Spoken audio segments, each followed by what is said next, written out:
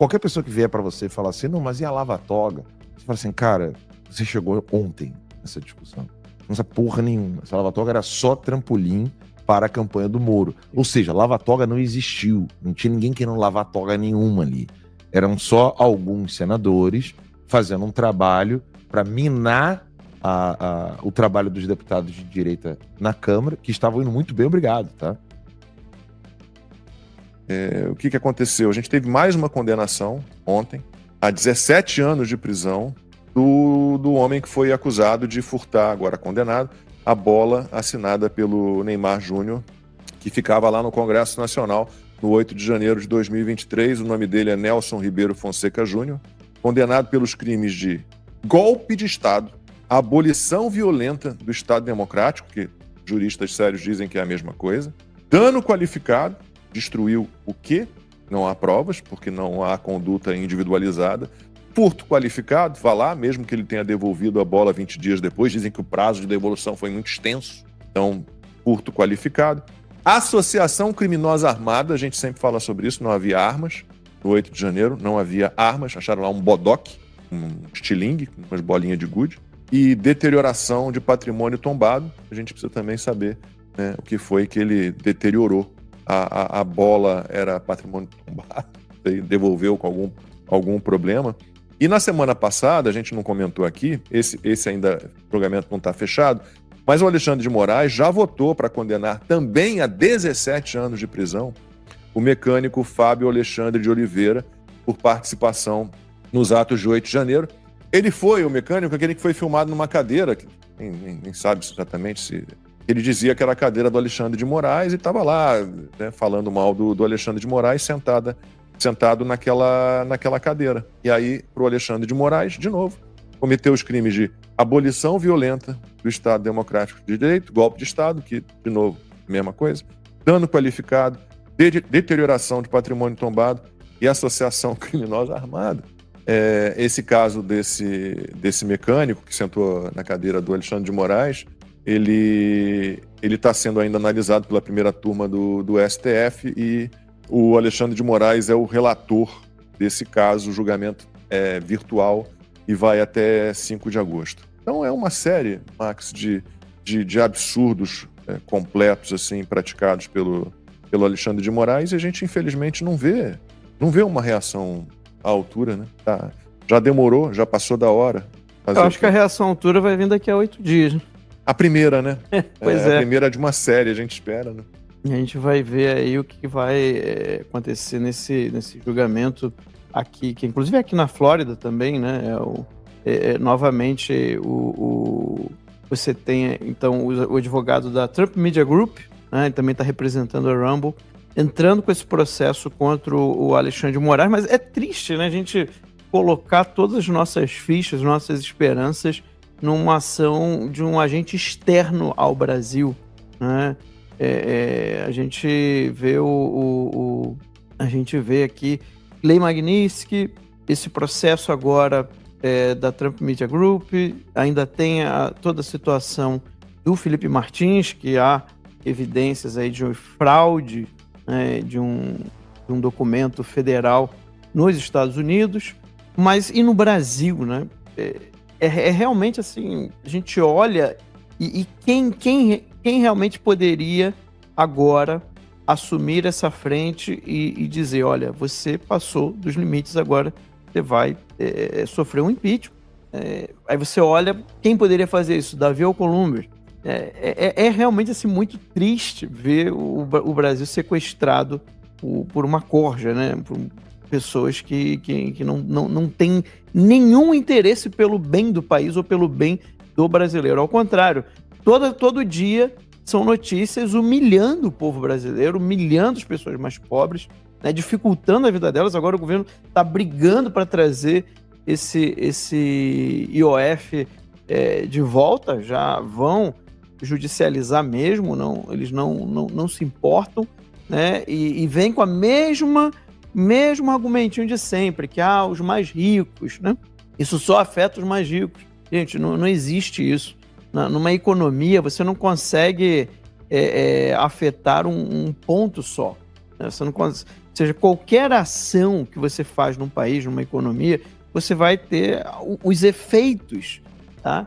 São necessários, eles vão afetar a todos, não tem como. Não tem como, isso é uma mentira deslavada, isso é ilógico, né? E, no entanto, é isso que a gente vê no Brasil, vai imperando a disfarçatez, impera o cinismo, tá? E aqueles que poderiam fazer, por exemplo, agora o Nicolas protocolou um pedido de impeachment contra o Flávio Dino, né? Uhum. E o Davi Alcolumbre anunciou hoje, né, que não vai pautar.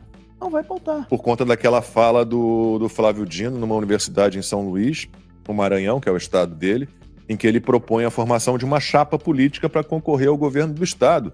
Ora, meu Deus, não, mas foi só uma brincadeira. Mas se isso não configura uma atuação político-partidária de um ministro do Supremo Tribunal Federal, como, o Luiz Roberto Barroso gritar num evento da UNE, uma entidade comunista, nós derrotamos o bolsonarismo, isso também não configura uma atuação político-partidária. Aí vem o Davi Alcolumbre dizer, mais uma vez, eu lembro a vocês, né? Abrir um processo de impeachment de um ministro do Supremo Tribunal Federal criaria mais um grande problema para o Brasil. O Senado não é o órgão de correção do STF.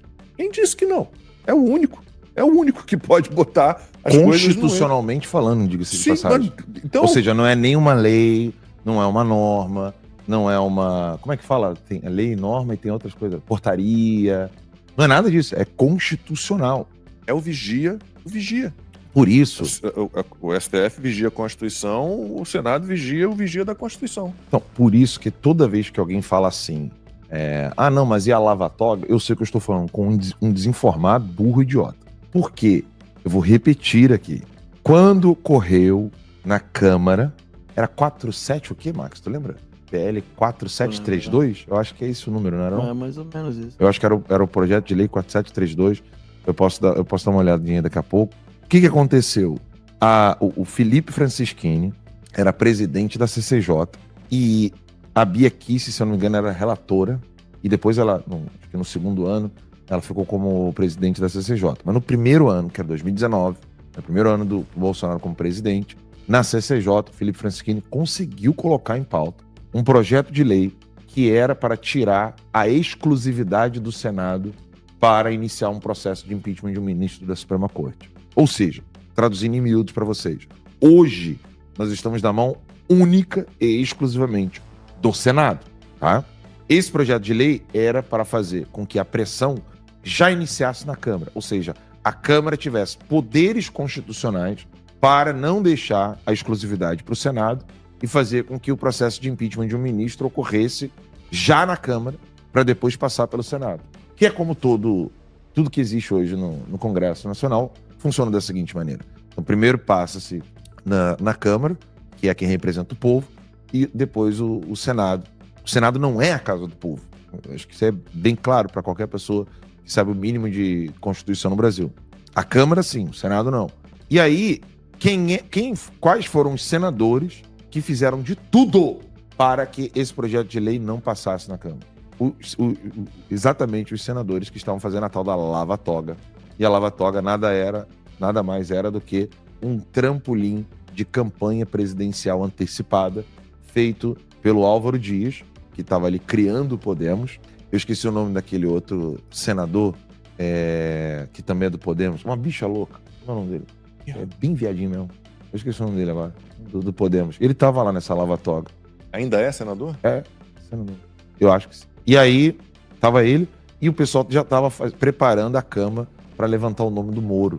Uma lava-toga não foi nada... Como é que eu pesquiso aqui? Senador gay? Podemos? Bota aí, senador do Podemos. De homem não tem nada. Mas enfim, qualquer pessoa que vier para você e falar assim, não, mas e a lava-toga? Você fala assim, cara, você chegou ontem nessa discussão. Não sabe porra nenhuma. Essa lava-toga era só trampolim para a campanha do Moro. Tanto é que foi depois dessa tal da lava-toga, quando a gente entendeu, o Max é testemunho ocular, tá lá comigo, de todo esse processo. Ele pode dizer se eu tô mentindo, se eu tô exagerando. Tanto é que foi depois desse movimento, desse fenômeno da lava-toga, que eles começaram a trabalhar a saída do Moro. Foi. como ministro da Justiça e já preparar o nome do Moro como candidato à presidência. Ou seja, lava-toga não existiu. Não tinha ninguém querendo lavar toga nenhuma ali. Eram só alguns senadores fazendo um trabalho para minar o trabalho dos deputados de direita na Câmara, que estavam indo muito bem, obrigado, tá? Estavam indo muito bem, trabalho bem feito, o pessoal estava fazendo um bom trabalho lá. A Bia Kicis, os deputados todos que estavam fazendo ali, cara, inclusive o Francisquini. Não é o Cajuru que você tá falando, Cajuru.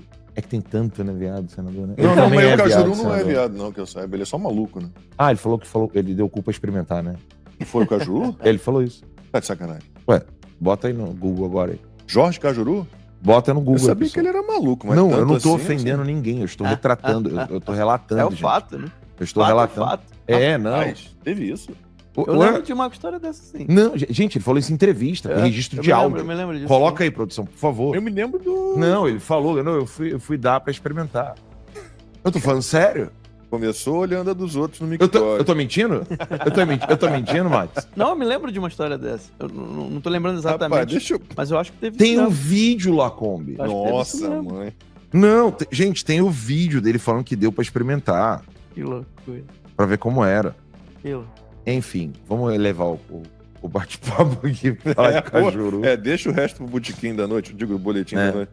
Enfim, eram esses os senadores. Então, lava-toga nunca foi lava-toga. Nunca ninguém estava querendo lava-toga. Tanto é que só quem levanta essa bandeirinha da lava-toga sabia que nunca aquilo dali era para ser realmente utilizado para colocar um freio nos ministros. É o MBL. Sim. Pode ver, todo mundo que eu vou falar aqui agora usa calcinha. MBL, Danilo Gentili, Luciano Ayan, que quem não sabe. Mas eu acho engraçado, né? Porque essas mesmas pessoas Pavinato. hoje não falam pelo impeachment dos ministros. Não falam. Não falam. Uma incoerência total, né? Você vê. E o MBL é o que bate no peito, porque nós abandonamos o Bolsonaro já no primeiro ano de governo. Por causa da lava-toga. Não, mas isso não é O mérito. Bolsonaro quis proteger o Flávio. Não, mas isso não é mérito, porque então você não viu nem o que o governo estava fazendo, você já quis abandonar. Ou seja, o problema então é outro, porque como você não conseguiu nada, como não deram abertura nenhuma para o seu grupo, então você ficou de mal. Né? Não, gente, no fundo, estão atrás só dos próprios interesses. Jorge Cajuru também admitiu ter relações sexuais com outro homem. Em entrevista a Adriane Galisteu, ele afirmou que quando jovem já havia tido experiências gays. Ainda segundo ele, isso ficou no passado, já que na mesma entrevista afirmou não ser para ele. Pronto. Viu? Ex-gay. Ex-gay.